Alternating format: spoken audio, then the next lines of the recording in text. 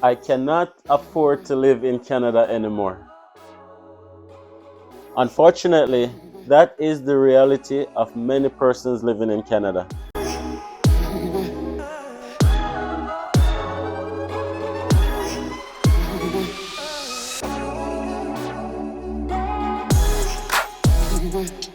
4 years, the image of Canada has been this beautiful, welcoming postcard.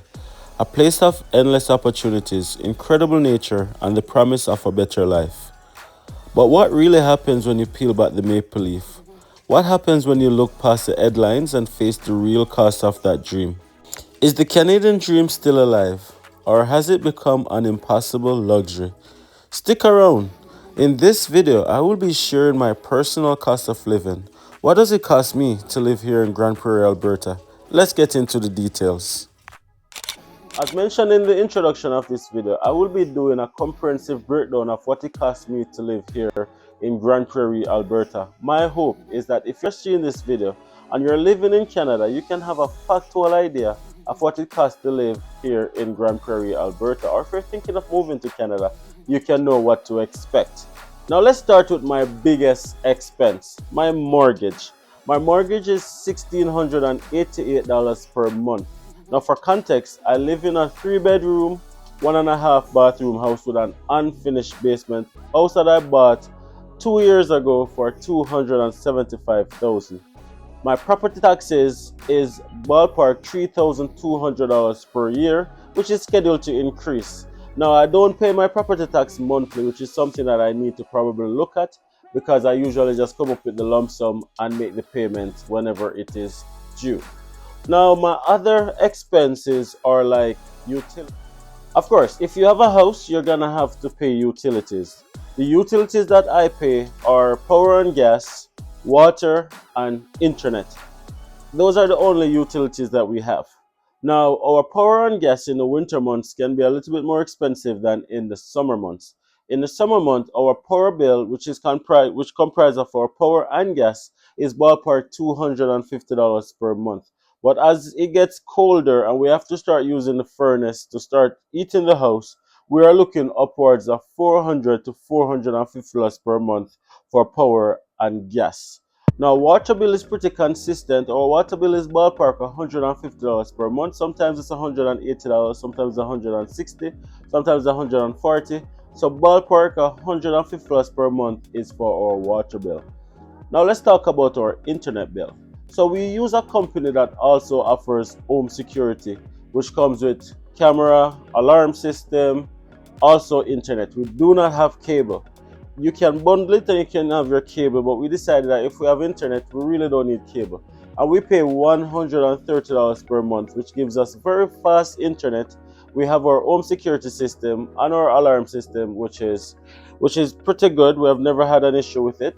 So $130 per month is what we pay for our internet and home security. Now we have cell phone bill. Now my wife and I, we are on the same plan and we pay $145, which is ballpark $70 or 70 something dollars per line. We are also paying for our phones as well, so that is why it is a little bit more expensive. So our plan by itself is like $50 per month per person, and then the phone is like an additional $30. But we're almost done paying that, by the way. So you're looking at $145 for both lines, including our phone, right? Our other expense is really car insurance. Car insurance is something that I can never personally understand because I've never made a claim, and every year my car insurance keeps going up and up and up and up. And yes, I've checked many companies and it just feels like a hassle to change. Why is it so hard to find affordable insurance that you can get through to on the phone? It's so difficult. Anyways, that's enough whining and complaining. My car insurance is $270 per month. Recently renewed. Now, my home insurance is bundled with my car insurance, and together I pay $375 per month because when you bundle it, you get a little bit of a discount. So, altogether, my car insurance and my home insurance, I pay $370 per month. But my home insurance is up for renewal and it's gonna be going up. I'm 100% certain of that. So that 370 might turn to 400 or 420 over the next couple of weeks, right? So we've spoken about my mortgage, we've spoken about property tax, we've spoken about my utilities, we've spoken about car and home insurance. Let's talk about childcare.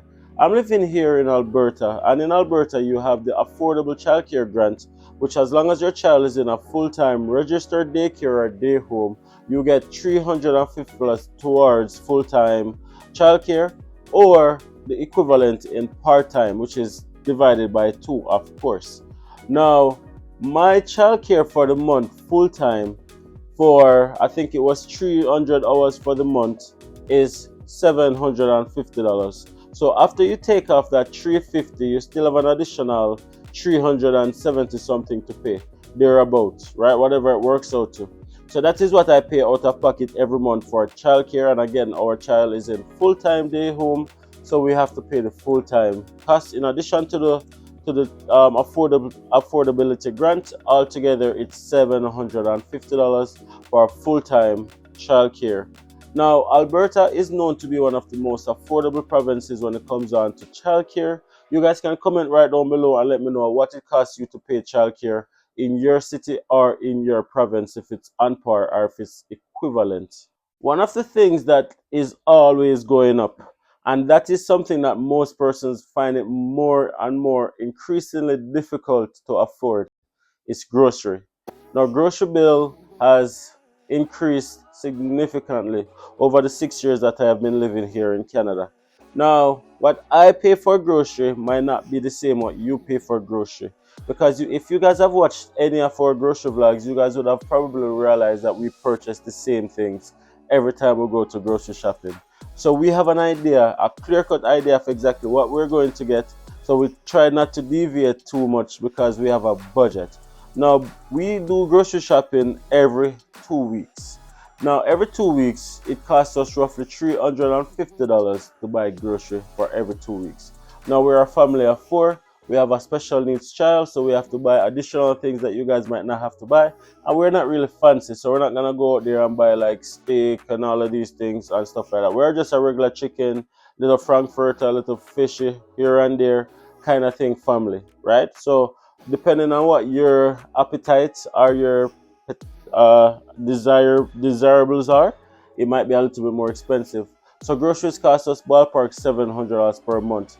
And notwithstanding that, there's time in between that we have to go and do a little bit of top up here and there, like we have to go and get some fruits, because fruits don't generally last for 2 weeks. We have to buy fruits like almost every other day. Our daughter, she's on a pediatric diet almost exclusively, so we have to buy that almost every other day as well, and that definitely adds up a whole lot. But that's kind of like a personal cost, so that's why I'm not really including it into our grocery bill, because that is not an expense that you guys probably are gonna have to pay or face or be faced with. So I won't even include that. So our grocery bill is ballpark $350 every 2 weeks. And it's very ironic to say that, because I remember when I just moved to Canada, what I'm getting for $350 right now, I was able to get for $250 back then in 2019. Blame it on inflation, blame it on cost of living, whatever you want to blame it on, but things are always going up and up and up and up. Now we drive. Of course, we drive.